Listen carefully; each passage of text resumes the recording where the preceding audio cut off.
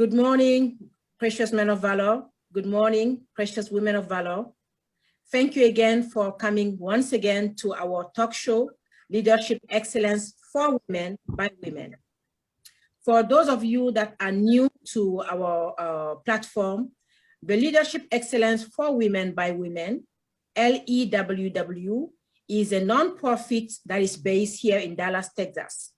Our vision is to create a global nonprofit community where current and potential leaders connect, explore, transform, and uplift each others to reach their limitless possibilities. Our mission is to establish partnership with subject matter experts and develop interactive communication environment that will bridge community and programming. We focus mainly on the following area: talk show that feature different issues like the one that we'll be discussing about today. We also do in the area of career coaching, business development, mentorship, and leadership coaching. We also work in small business micro-lending, especially for women in rural area.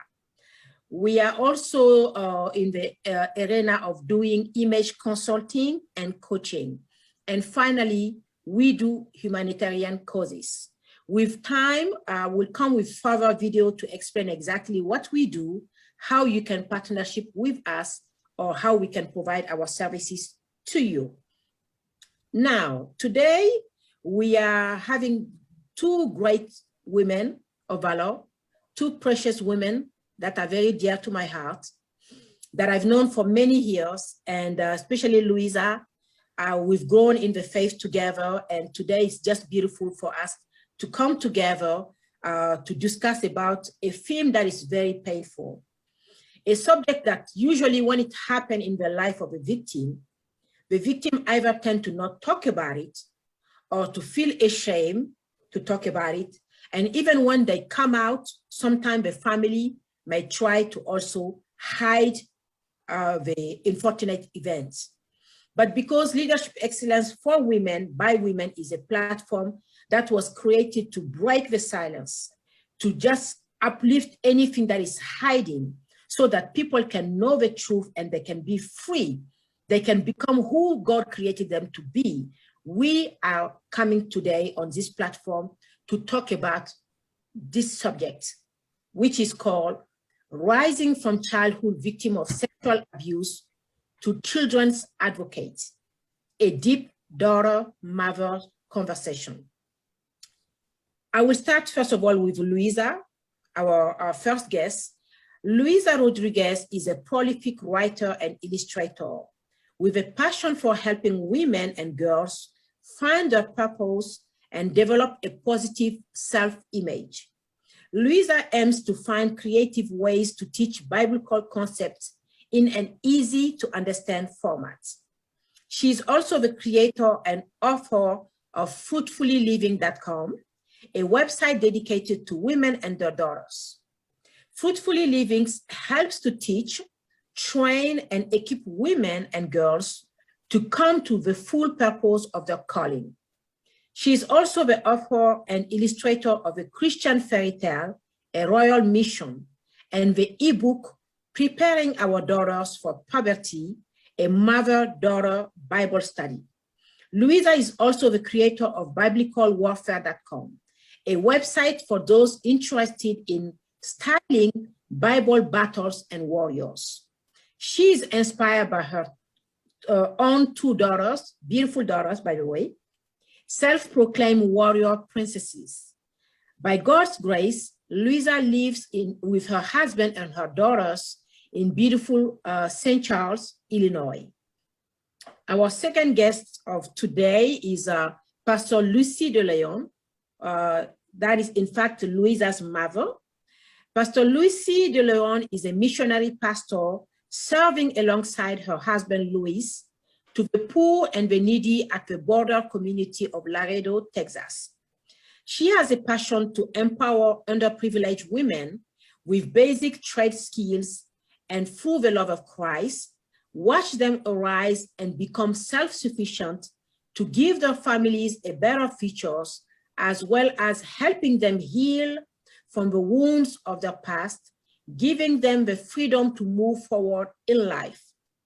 Lucy and her husband are the co-founder of New Vision Community Church of Laredo, a very active ministry, extremely engaged with the community, managing the first faith-based food bank in Laredo that serves over 1,000 families, the elderly and local ministries. She also oversees the mission teams that visit the area every month to work at the community center of Ain Gedi, a training farm in the rural areas surrounding the city, and the one that visits the new ministry they have started in Guatemala.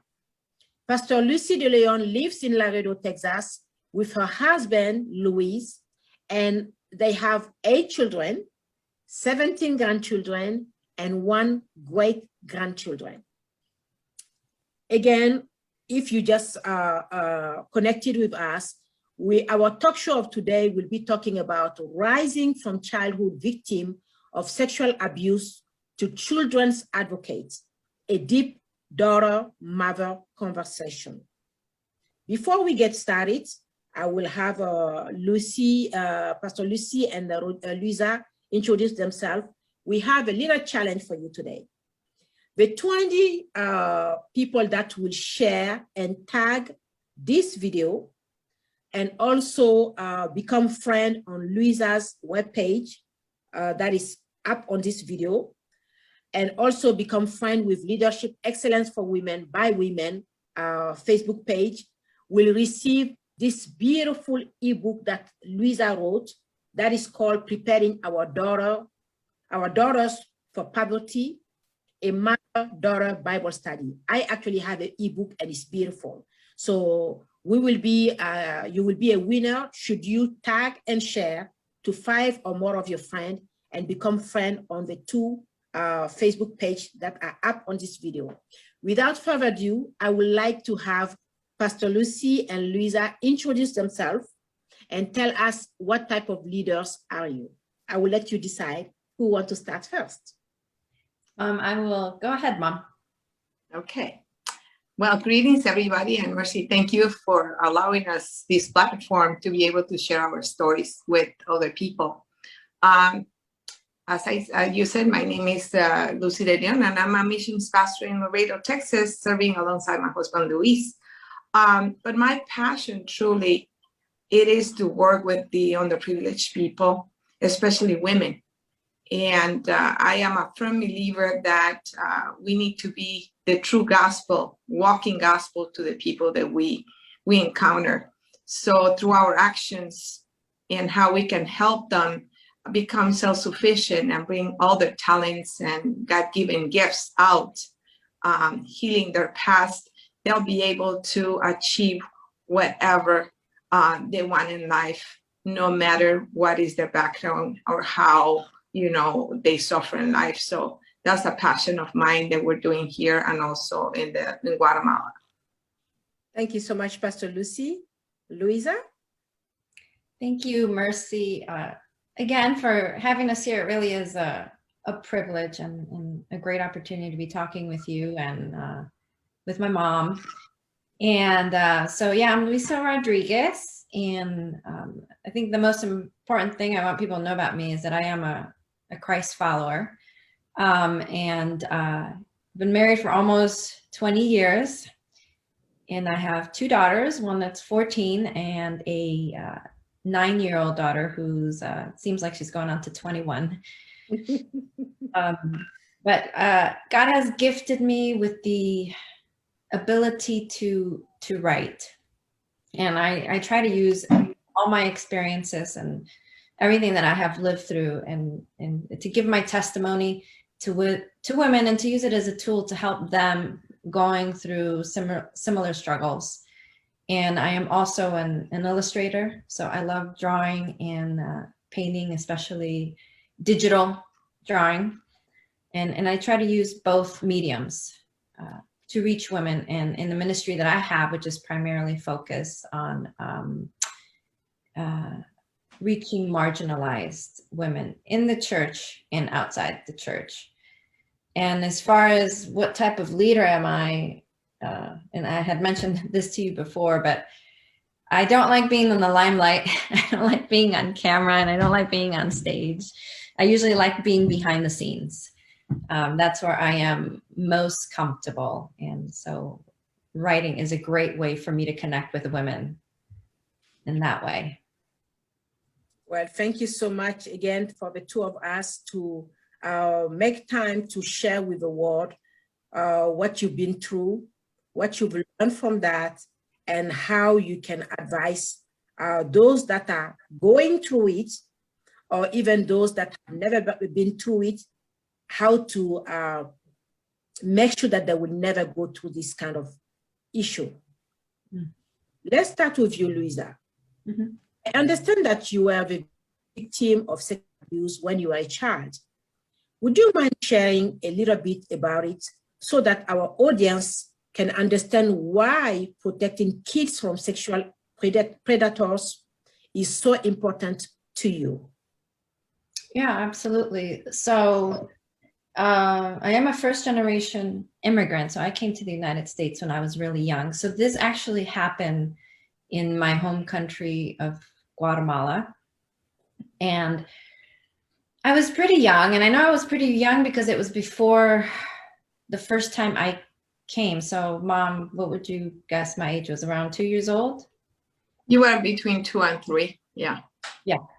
Yeah, so I was pretty young, and I don't know if we lived there or I was just happened to be there. We visited often, but I was in my grandma's house, and it was a pretty big house. We used to call it La Casa Grande in Spanish, which means big house. Mm-hmm. And there was a part of the house that was kind of separate. It was almost like its own little apartment. It was away from the main area of the house. And there was a young man, I think he was a teenager, and he would take me up to that room, and he would lock the door. And obviously I'm not going to go into detail of exactly what happened, not because I mind talking about it. God has brought me through such a healing process that I actually don't, it doesn't bother me to talk about it. But I know that women that have experienced this, to hear details like that is can be re-traumatizing. But it was in that room where he abused me. And I don't know how many times that happens or how many times it did happen. I know it happened at least a couple times, or how often. Like, I was really small, but even now I can still remember very, very, very specific details about it. Thank you so much, Luisa, for opening up to this. And, you know, when you are talking, it brought so many painful memories to my mind. But before I even get to that, did you tell your mom, Luisa, right away after the sexual abuse? Because 2 years, you could talk. Yeah, I presume I could talk. I think I could talk. I didn't tell her. I didn't tell her for a long, long time. It just, what was interesting about the whole thing, like even as it was happening, is I felt guilty. Like, I remember as a kid, as a child, as this is going on, feeling shame and guilt, even though, I know this is Guatemala, so no one talked about sex, or there wasn't any like predator training. You know, this wasn't even common, I think, in the US back then, but much less in our home country. There was at 2, do you really have a concept of what's right or wrong in that sense? So for me to know automatically that it was wrong, I think that's just your God-given morality that he puts in your heart, to know that there's something about this that doesn't feel right, even though as a child I didn't understand and comprehend it. And I didn't know, I didn't even attribute that to him. Like, I always carried that as my own guilt and shame for years until obviously much later. So no, it didn't even, I think because of the shame, because I felt like it was wrong, I didn't tell my parents for that reason. I didn't say anything. Thank you, Luisa. Pastor Lucy, when it happened the first time to your daughter, Luisa, did you notice anything different in her after the traumatic event, especially the first time? Because as a little girl, she must have been in pain. Have you noticed anything different? No, the only thing I noticed, and maybe we have not even talked to her about it, now that she's talking in details, a little bit more details, was that she was afraid of men since she was young. She was afraid of men that she didn't know. And, you know, this young person, this teenager who did this, he used to be an employee of mine. I used to have a floral shop before I immigrated to the United States. Luisa was pretty young. He was 2.5 or maybe 3 years old. Because after that, we moved out of that big house. Yes, at that time we were living in a big house with my mom, but then we moved.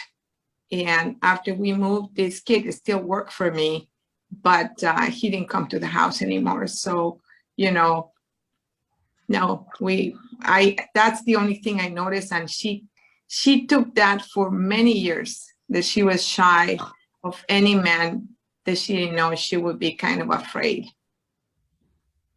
Thank you, Pastor Lucy and Luisa. Before we go further, I really want to take a pause here. Because like I said, for those of you that just connected, today our talk show is about rising from childhood victim of sexual abuse to children advocates, a deep daughter-mother conversation. While Luisa and Dr. Lucy were talking, I was taking a note, and that's why I call this a deep conversation, because we really want to remove the layers. When Lisa was talking earlier on, she talked about, this is where I want parents, and even, you know, when I say parents, not only mothers, but even fathers, to pay attention to clues, to setting that can favorize, should I say that, to setting that can sexual abuse toward children. Luisa talked about the setting where it happened. It was a big house. When you were talking, Luisa, it took me back to, I think I was about 8 or 9. We were living overseas. And every 2-3 years, my parents will either make us fly to our native country for vacation, or he will rent a big truck and have a driver. My mom and my 5 brothers and sisters, no, 4 at that time, and brothers and sisters will travel by road, crossing 2 countries to go to our country. And it will take us about 2 weeks to get to the main capital. So in each city where we had family member, we will stop for a day or 2. I used to love it. I used to love it. And I remember vividly when you were talking. Now that you were talking, I could see the same setting that happened to me. I was fortunate I did not get raped because I fought. And I think because I was 8 and 9 years, between 8 and 9, number one. Number two, my dad, earlier on, I think since 6 years old, he put my older sister and brother into martial arts. So I do self-defense. I believe these 2 are the things that saved me. But the same thing almost happened to me. What happened? We got to Mali, to one of the cities where my parents had a family member, friends. We were to stay in their house for just a day and then continue our road. So when we got there at night, in the morning, we took a breakfast and everything. And around, I think, 11 a.m., my mom had wanted to go say hello to the other family member in that city. So he asked the children to get ready to go. I was tired and I told her, Mom, I don't feel going. I'm going to stay. They left me. I thought I was alone in the house. Before I knew it, one of the children of that family friend, they had 4 boys. The second boy, we were the same age, but he was way taller than I. Even as of now, he's really built up. Way taller than I, much more muscles. He came to the room, and I remember I was, laying on the bed. I was in the girls section. It was a big house also. I was laying on bed, and he came, and we just started talking. We were just chatting. It was a normal conversation. But before I knew it, the whole thing, the situation changed within a second. The boy's facial expression changed, and he told me, I'm going to rape you. And he was trying now. When he said it, I just jumped out of bed. So now we start fighting. He was literally fighting. And there was no one else in the house. So had I even screamed, nobody would come. I fought and fought and fought the boy for about 5-10 minutes. And then the instinct, of self-defense kicked in. I just kicked him in his private part. And before he knew it, I just pushed him and rushed out of the room. I stay outside of the house.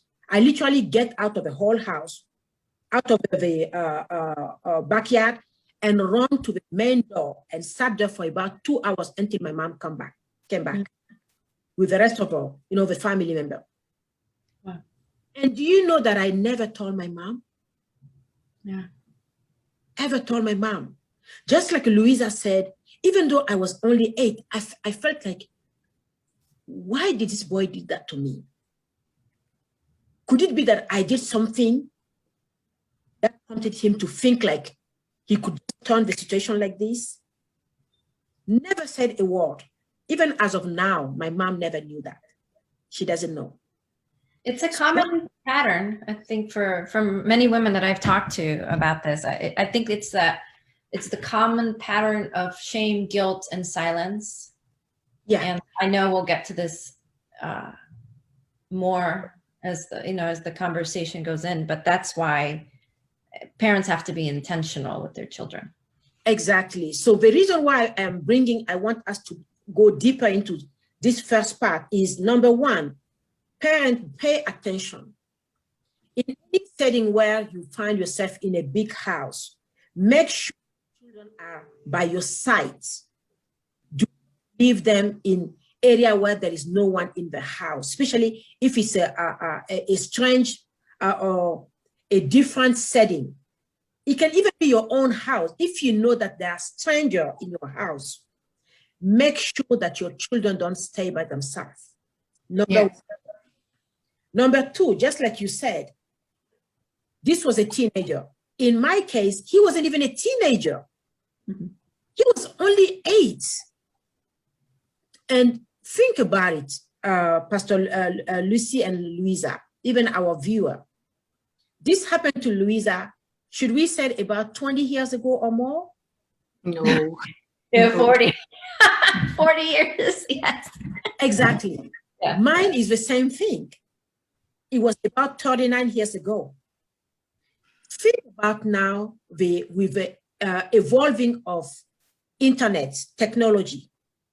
Children are being more and more exposed to things that are not supposed to be exposed, which means they are being more aware of things that are supposed to be sacred, taboo for a little child. But more and more children are being exposed to it. Yes. Many children are being exposed to pornography. We gotta talk about this today. Few months ago, I stumbled into this video of this aunt. She's an aunt in Africa, in Ivory Coast. She came on the video and she was weeping about her little nephew who was only, I believe, 6 years old, that was being sodomized by his classmate, not even naturally sodomized. They use bottle, Coca-Cola bottle, to sodomize the little boy. Oh.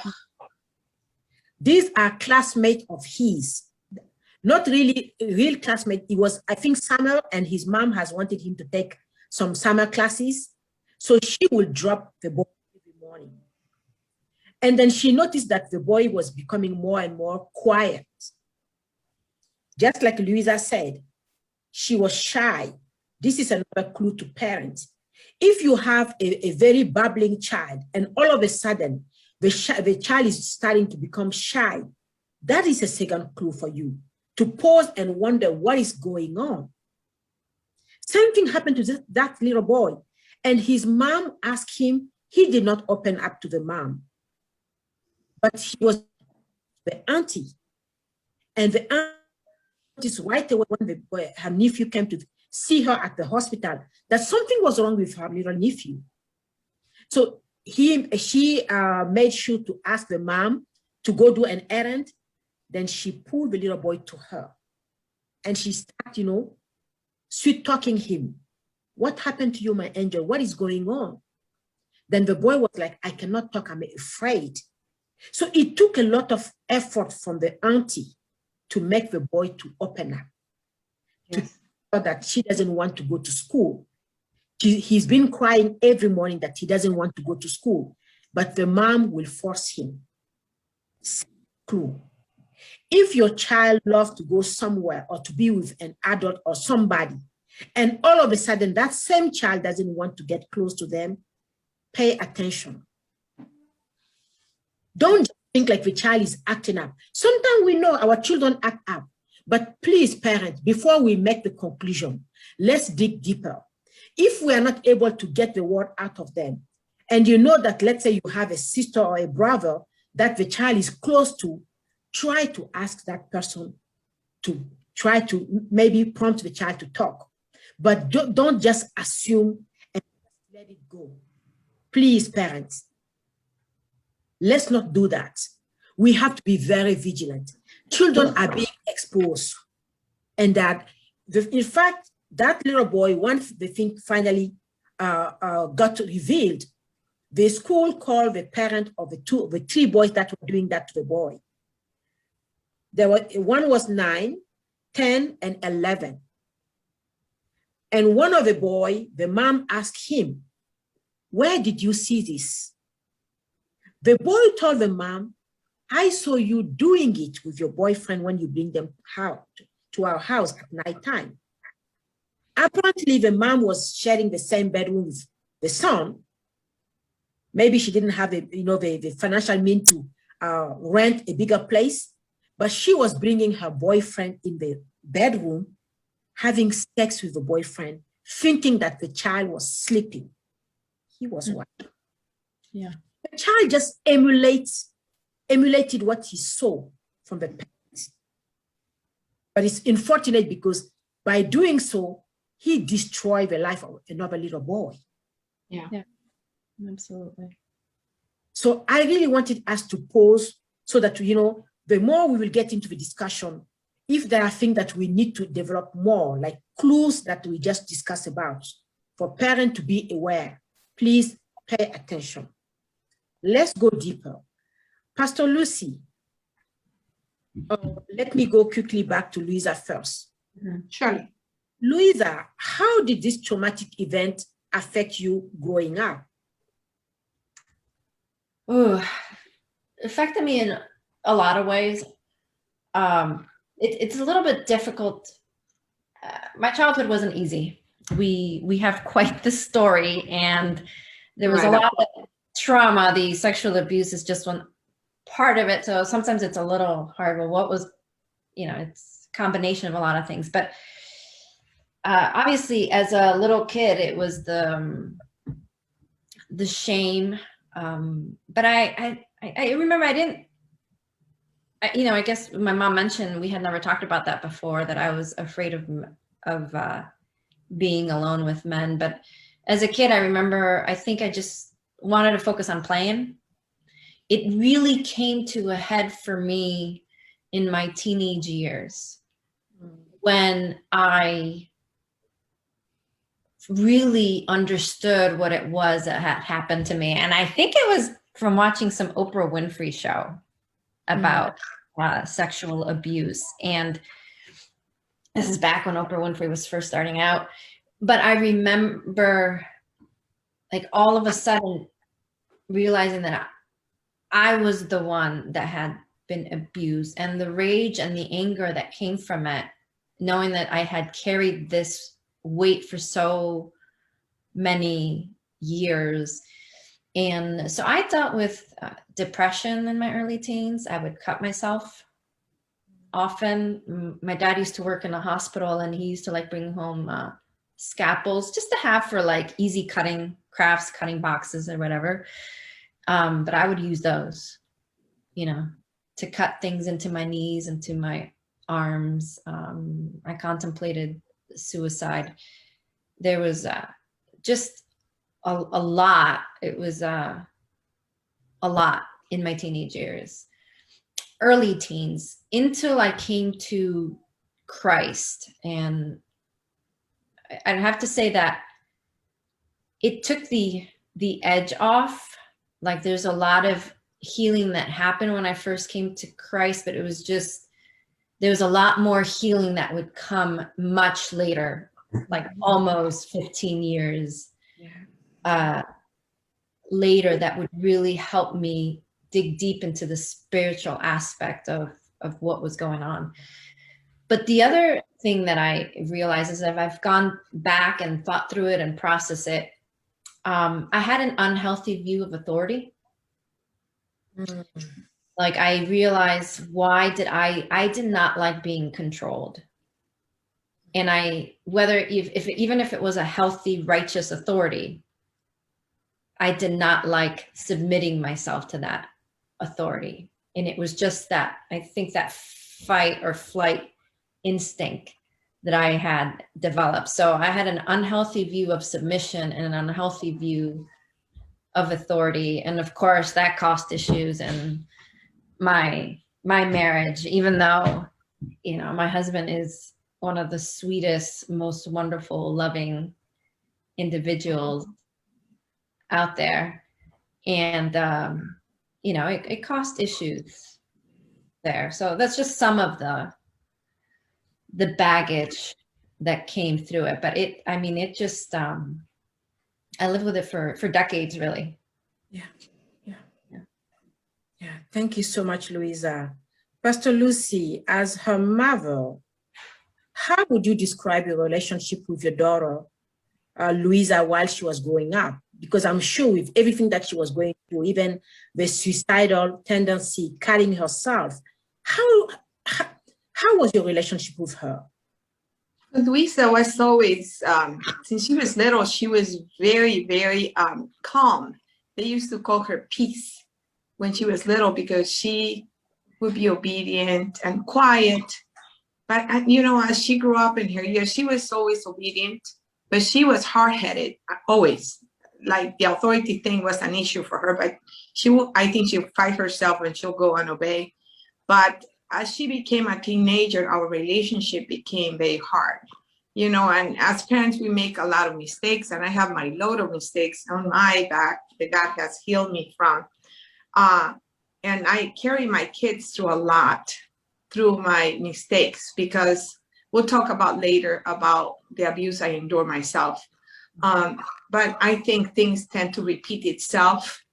And it was very hard. We had a very hard relationship, even after, you know, she confessed to me and told me she had kept that in her heart. And, you know, it was hard for me to even process that could have happened when she was so young and I didn't even know.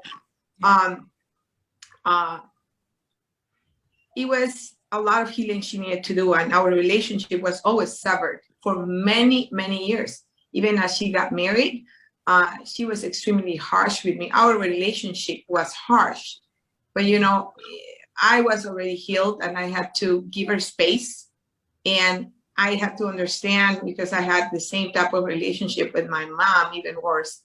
But, you know, when abuse is there, it is hard for you because it is a root that has given fruits that are still there that you have to totally shake off of you. And the day she shook it off, our relationship totally switched.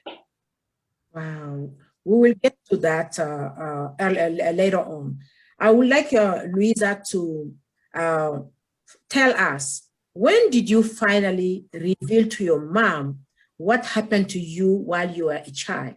And why did you finally make the decision to come out? Yeah. So I think, well, it was definitely in my teens. And I don't know if I actually told you. I think I told Erwin. Erwin's my brother. And then, No. Did I tell you? In the room. Yeah, you came to my room. I think I also told Erwin at one point, because I remember, this is what I remember. I remember I was fighting with my brother, and I finally just said something, "You don't even know what happened to me." And then maybe after that, I came and told you. I don't remember honestly when I told you, but it was just at some point then in my early teen years when all of this was kind of swirling in my mind, when I finally said something. And for my part, why that day did you decide to let it out? Because it seems like it happened. Yeah, like I said, I don't remember when I told my mom specifically. I remember saying something to my brother. I was just angry. I had so much rage, really. Rage, I think, is the best word to explain it. Mm-hmm. And I had this rage towards my mother for the longest time. Like, I held her responsible. Like, in my heart, I held her absolutely and utterly responsible for what happened to them. Like I said, it would take, obviously we have a great relationship now, but at the time I just, and I wouldn't be surprised, knowing my frame of mind, that if I told her, it wasn't out of a desire to, like, Mom, you know, help me. It was probably me wanting to accuse her. Mm-hmm. I don't know if that's the way you took it, but I know me well enough, and I know what I was going through at that stage, that it was probably like, I am going to put this on your lap and I'm going to blame you because you were supposed to protect me. Thank you, Luisa. Pastor Lucy, Luisa doesn't remember exactly the setting, but I'm sure you, as the mother, that might have been a very shockful situation for you. So could you please tell us what was your reaction when your daughter Luisa told you that she went through sexual abuse as a child? How did you feel? How did you react? Yeah, you know what? I remember vividly when she came. We used to live in Palatine, Illinois, and she came into my room, and she said she needed to tell me something because I needed to know. And then she broke in tears and she started shouting and telling me, you know, what happened, that why did I leave her alone? Was I not there when this happened? You know, I have no, when a child comes to you, it's not a way to defend yourself and say, oh, I'm sorry. No, you know, things happen because the enemy plans to destroy futures. And with Christ with me, I was able to take the blame, but at the same time, do not acquire and say, I am fully guilty for what happened. Because, you know, we live in a big house. We had a lot of people. Guatemala, that's the setting you live in. I was a very young mom. Luisa was born when I was 16 years old. So at this time I was about 18, and, you know, we had people, employees that we trusted, and Luisa moved freely around the house and went everywhere. The kids did.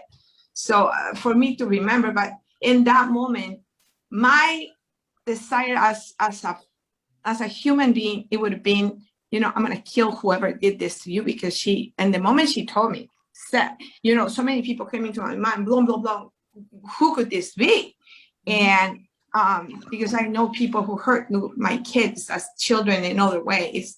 And it was the least of the people or the persons that when she told me that it was this young man, I finally went blank because, you know, this kid got shot. He got killed. Wow. He got killed when I was already in the United States. They told me, oh, one day my mom called me and she said, you know, Diego, he got killed by the gangs in the neighborhood where she used to live. You know, I never knew, you know, I said, okay, I'm sorry. Tell her mom, I'm so sorry. Tell his mom. But I never thought that, you know, putting two and two together now as Christ is in me, I thought, okay, you know, God took care of that. He's not there for me to come and pull a gun on him, because that was my idea. I'll go and kill whoever did this to my daughter. Mhm. But, you know, God took care of that for me. Not that I wish that for him. I wish he would have known Christ and changed his ways. But, you know, I was able to release him that night and forgive him on my own. And I think Luisa did many years later. But, you know, that was my reaction. I held her. She fought me back because, you know, she saw me as an enemy at that moment. I was guilty of not taking care of her, but I didn't take it personally. I knew my job was just to be a mom and love her regardless, and know that God was going to take care of her. And I prayed, and it took a few years, but God took care of that. Thank you so much, Pastor Lucy and Luisa, for opening up to that painful moment. Then after that day, this question is for the two of you. Did you both talk more about it after that day? Or was it just like a one-time talk and that's it? I don't think we really, I mean, we had no relationship. Like, it was almost non-existent, at least from my end. And so, and I had no interest really in talking about it with her at that time. Obviously, it was my mom and my dad who helped me, you know, 15 years later to break through from it. So we've talked about it since then. But as a teenager, maybe it would come up in fights. But other than that, to talk about it, I don't think so. No. Pastor Lucy, do you have anything to say? No, you know, it was almost, that doesn't mean that Luisa was respectful either, even though she was hard-headed and she had her own pain. As a child, I have to say that she has always been very responsible to be a good daughter to her parents. And regardless of her pain, she was still loving in her way. But there were things that, you know, would just, I couldn't even say some things because she would blow up on me. So I kept a relationship to keep the peace with her and be able to keep a relationship, even though she was married already. You got married throughout those years. But no, we couldn't talk. And one or two times after, when I went through my own healing, I tried to talk to her, but Luisa wasn't open at that time in the way she was taught in her, you know, ministry that she was going to. This was something that was not discussed, so she was not open for that. But God did the work in her heart, and like she says, 15 years later, my husband and I were the ones who led her to be free in Christ. Wow. Thank you so much. Let's talk now about the healing process and the reconciliation of the mother-daughter. Could you please explain to us how it happened?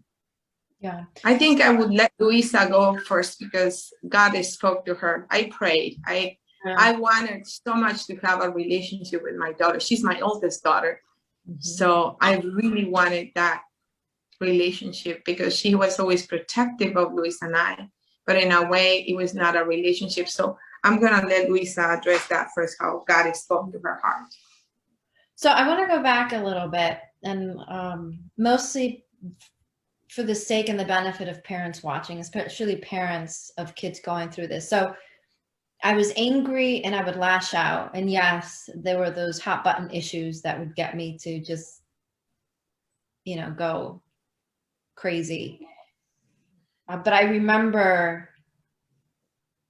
a lot of the some of the things that I was doing, like the cutting, right? So, and let me preface this to say that I want to share from the perspective as a teenage kid, being on the other side, understanding my mom's story, understanding what she went through, understanding she never had a model of what it was to be a parent or a mother. Like, she never had that kind of loving, nurturing, mothering relationship. And only now in my adulthood did I recognize the love that my mom had for me, even though maybe she didn't show it in traditional kind of way. So I want to preface that, because I don't want people to, to judge her based on my comments coming up. But when I started cutting myself, I remember her, it was a cry for help.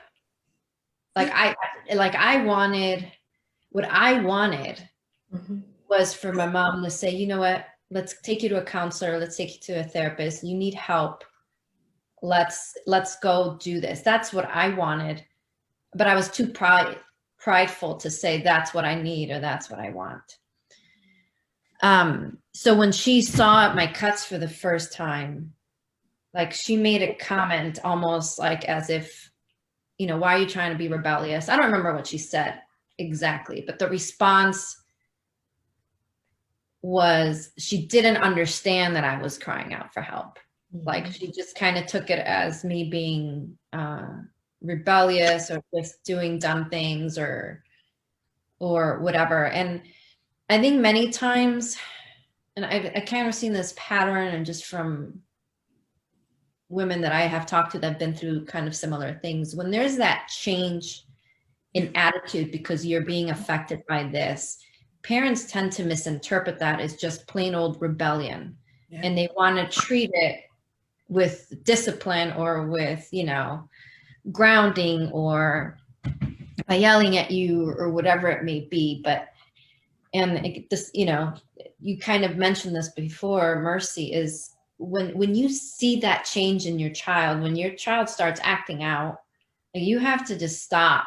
There's something going on here, and it might take you a while to dig deep, because for whatever reason, the child may not want to talk.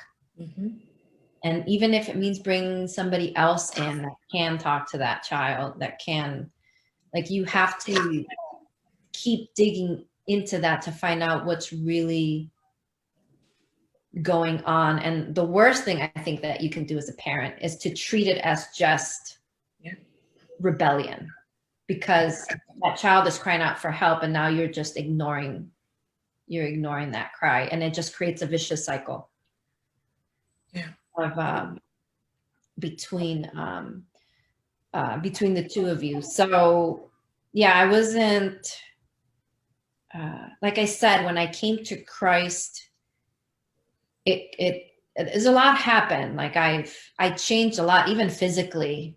Like, if you look at my before Christ pictures and my after Christ pictures, I changed physically a lot, because one of the ways that I dealt with my anger and my pain is through music. And so I was into the heavy metal, goth, dark years. Like, I was expressing my pain outwardly. So, there was a lot that happened when I first came to Christ, but there's something about sexual abuse, and I don't remember the scripture per se, but I think it's in Corinthians somewhere where it talks about fornication. It's it's like a different type of sin. It's like a sin against your own body. And there's something spiritual that happened that is so deep, and that's what is so hard for anyone that has experienced it to kind of break free from that. And even though I was a Christian, I was a little bit more of a knowledge-based Christian. So I love studying my Bible, and I could, do the whole doctrine thing. And we went to the same church, Mercy. So, remember, I love that kind of thing of just learning, and very academic-based type of learning of the Bible. And by this point, my parents they were Christian. So we didn't talk about this earlier, Mom, but like when I was a kid, my parents were not Christians. They became Christians later on. So my path into Christianhood was very different from my parents. So mine was very academic, and they dealt more with spiritual things. And for the longest time, I would just ignore, you know, if my mom tried to talk to me about some spiritually deep-seated issues, I would just like, there she goes. You know, I would just really, I didn't really respect that, that part of their ministry. Mhm. And it wasn't until a really good friend of mine who has like a prophetic gifting, who came and said to me, because, you know, this is how God works, right? You need to apologize to your parents. And I remember sitting there and listening to her, and at the time she wasn't really a friend. I was part of a volunteer program, and she was one of my clients. Mhm. But so she didn't know anything about me, but I think the way that God got her to the point, you know, he knew me well enough that he showed her stuff about me that there's no way she could possibly know. Yeah. And she didn't speak English. She didn't know how to use a computer. So I know she couldn't have Googled it or looked all of this stuff up. She just, you know, she just told me stuff that, like what my house looked like, and she'd never been to my house. Just like, it was just crazy, insane things. And that got my attention. Said, okay, I need to pay attention. And then after that, it's when she said, you need to apologize to your parents, because you think you're smarter than them, and you're not. And you think, you know, you think you're a better Christian, but you're not. And so it was that process when I finally humbled myself to my parents and said, you know, I'm sorry. And then this happened in the Woodbridge house, where they came over, and I said, you know, it wasn't until that moment of just asking my parents for forgiveness. And then they asked me for forgiveness too, you know, and kind of like forgiveness healing process, that we started having a relationship. Now, I didn't even deal with the abuse part of the spiritual aspect yet, but that was just the point where I actually started having a relationship with, I always kind of had a relationship with my dad, Lewis, with both of my dads. I have a biological father, and my dad, Lewis, is my stepdad, but they're both dads to me. I had a relationship with them. It wasn't them that I hated. It was the anger was towards my mom, but it was then that I really began having a relationship with my mom. Thank you so much, Luisa. Wow. You know, you talk about so many things here, and I just want to bring one aspect that you touch on before I let Pastor Lucy talk. When you were saying that your mom would approach you spiritually, even that friend of you, this is very important that we have, especially in developing world. And when I say developing world, I'm talking about really developed world, not developing. I'm talking about the United States. We think that we know so much. Mm-hmm. When things happen in the physical realm, subconsciously, many of us refuse to know that anything that happened on earth, before it happened on earth, it has happened in heaven. So in order for you to understand the deep root cause of things, you really have to look at also on that other side, which is the spiritual side of things. Because we are spirit. Yes, we are human beings, but we are spirit. So in anything that happened to us, yes, we have psychologists, we have doctors, we have specialists, but let's not also forget about the spiritual aspect of things. Absolutely. And for you to have that click to make you pause and say, wow, maybe God is trying to say something to me, even though your mom was trying to talk to you, but because you were seeing her as, you know, the person that did that to you or allowed this to happen, you could not hear. And it has to be a stranger that has to come into your life and speak to you. So this is also another aspect that I really want us to, people to pay attention. When things happen and you see your child changing, like you talk about, listening to those heavy metal music, and I'm sure even the dressing was going with it, like black dressing and all of that. As a society, we tend to quickly judge and to not see that that child is crying for help. And as a parent to pause, even if we don't have the means or the knowledge to approach the child, to bring the conversation, like I said earlier on, and Luisa, you reiterate that while you are talking, try to bring somebody else, but don't just let it go. Mm-hmm. Don't just assume. Don't see the child as just like, acting up. Most of the children, whatever you see them doing, is in a reaction or in response to something that happened. Absolutely. Yes, we do have some children that are, they like to play with you, but most of the time when a child is acting out, there is a root cause to it. Now, how are you going to get, to the root cause if you are not able to, if you don't have a close family member? You may need to bring expert. Like Luisa said, those Karen, she was crying for help. She wanted her mom to take her to a specialist, but she couldn't voice it. And the mom didn't understand. We are not here to blame. We are here to really talk about what happened, and also for parents to look at for clues and also ways that they can deal with the issue. Mm-hmm.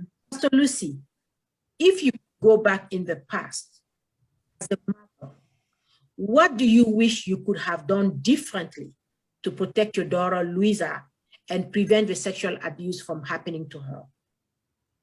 See, let me go back a little bit here, Mercy. I wish my parents would have talked to me more about, because, I became a mom at 14. My oldest son was born when I was 14. Luisa was born when I was about to turn 17. So I had really no clue of how to be a parent. My mom didn't talk to me about prevention, nothing, and we see a pattern here. I could tell, I will give after I make these comments, I'm going to give my advice to people, viewing now, what I would have done if I could go back. But see, through all this, I was able to realize why I didn't have a good relationship with my mom. I had the same relationship in a worse matter. Luisa knows how my mom was. So I judged my mom. I was rebellious. We fought. We came to a hate relationship with her. But it was not until my mom was almost dying that she revealed to me that she was abused as a child. Yeah. And it was also a time when I was able to tell her something she never knew, that I was abused also when I was about 4 to 5 years old, when they took me to a movie theater and they sat me in a corner because there was no more space. In those days, we're talking about the 60s, you used to have that guy that used to light the movie theaters for you to go sit down. My dad used extremely thick glasses. He was very protective of me. But for one moment that he lost sight of me, thinking she's very close to me, I'm keeping an eye, he didn't see that guy was raping me and holding my mouth. And he was raping me in the darkness. So that opened me up to have fear of men, fear of darkness, and lots of fears, that insecurities that led me to make all the mistakes I made. My mom abused, I was abused. My mom didn't know how to deal with her pain, so she became controlling, extremely. Like Luisa said, she had an issue of controlling. My mom had that issue. And on the other hand, I was controlled. And for me, it was a reverse. I was extremely controlled by other people in my actions all the time. And I went through a domino effect of the abuse because it's a spiritual thing that happened to me. That man who abused me allow a spirit that was trying to pass to my generation to come into my generation. And unfortunately, it went and touched my daughter too. But, you know, what would I say? Keep your eyes open, keep your kids in a close, you know, I see Luisa, I see my daughters, and I see my daughters-in-law, how they are very protective. I always talk to them. We all talk. We have an amazing relationship as a family. We all talk to each other, and they don't keep an eye away from their kids, you know.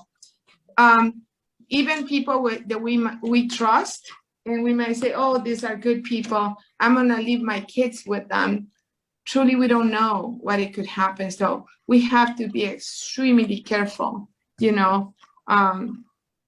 Truly, you know, Mercy, you come from a country that is a third world, and even family members, even here in the United States, it happens. Family members could have issues, you know. So I would say keep an eye on your kids. Talk to your kids about, you know, what is right and what is wrong, what it should be. You know, if somebody tells you something, talk to me. Don't be afraid to tell me what's going on. You know, I didn't have that liberty of talking to my mom about. It was my mom. My mom died in 2015. We talk about this in about probably 2012. So imagine almost 50 years later, my mom figured out in crying that she lost control of me one moment with my father, and I was totally marked for my whole life. So if people are listening right now, I just want to say you have the power of breaking generational evil spirits to pass through your generations by standing, by letting go of the past, by being able to release those abusers and forgive them. You know, for me, it opened up that guy was just an opening for many abuse that came afterwards from family members. I'm not gonna go into details, but seeing when Luisa tells me, you know, I was abused, all this came into my mind. Oh my God, what happened to me is happening to my daughter. You know, and later finding on my mom's deathbed that she was the harsh woman she was, because she had all that load that she was never ever able to let go. She let it go with my husband, as my husband helped her to forgive, you know, and I'm like, okay, Lord, you have empowered us now with Jesus Christ to even love our enemies, love our abusers, be able to release them into the Lord and say, Lord, work with them. You know, prayers work. Pray for your kids. Even if you're in a situation right now when you see a child that you don't have a relationship, you might not know what happened with that child. Pray that God will use somebody. Usually it's not going to be us. We want to be the fixers. Moms, we want to be the fixers, you know. In my humanity, I wanted to fix the relationship with Luisa. And the Lord kept me back and said, trust me. Believe in me. Pray and wait. See what I can do if you're willing to wait. And I saw the Lord work in Luisa. And I see how she takes care of her beautiful daughters and how healthy my granddaughters are, and the potential they have to impact this future world that I might not see it, but, you know, for Christ. So that would be my recommendation, is pray at all times for your children, but be very vigilant of who is around them, even if it's people that you trust. And, you know, and if your kids don't want to go places, don't force them to go, because that's maybe the place where the abuser is, and that's what your kid is trying to tell you now. Thank you so much, Pastor Lucy. We are at the first segment of our talk show of today, Rising from Childhood Victim of Sexual Abuse to Children's Advocate, a deep daughter-mother conversation. We will come back with you next week with the second segment, where we'll go more into details on how you could equip your children to self-advocate. Thank you so much for watching us, and we will see you next week. I am going to stop it and then we can finish up quick.